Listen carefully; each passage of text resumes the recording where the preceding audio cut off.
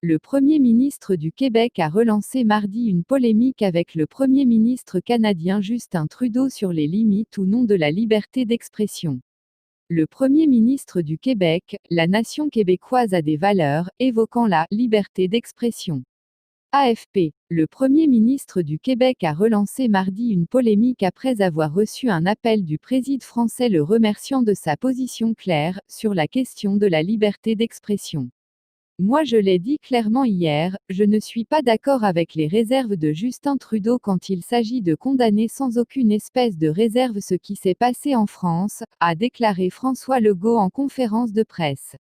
Le Premier ministre du Québec a précisé que le président français l'avait appelé mardi matin pour le remercier de sa position claire sur la liberté d'expression. Il avait apporté la veille son soutien à Emmanuel Macron, qui a fermement défendu le droit à la caricature. Merci de votre solidarité. Nous ne céderons rien sur nos libertés. Il y va de l'avenir de nos démocraties, a écrit plus tard Emmanuel Macron sur Twitter, pour commenter un tweet de François Legault évoquant leur conversation téléphonique.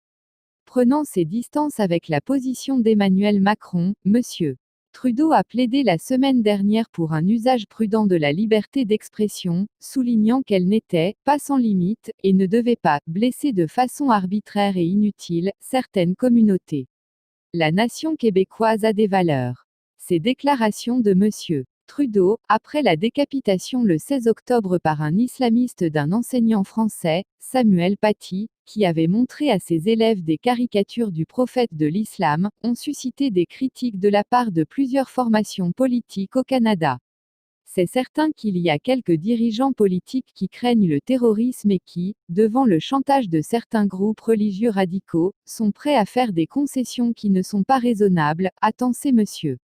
Legault. La nation québécoise a des valeurs, a-t-il ajouté, évoquant la liberté d'expression, la laïcité et la langue française. Ce n'est pas vrai qu'au nom du multiculturalisme, on va mettre ça de côté et qu'on va faire des compromis exagérés, a-t-il estimé. Interrogé auparavant, le Premier ministre canadien Justin Trudeau a rappelé pour sa part qu'il avait exprimé ses condoléances et son soutien au peuple français et qu'il s'attendait à parler sous peu au président Macron.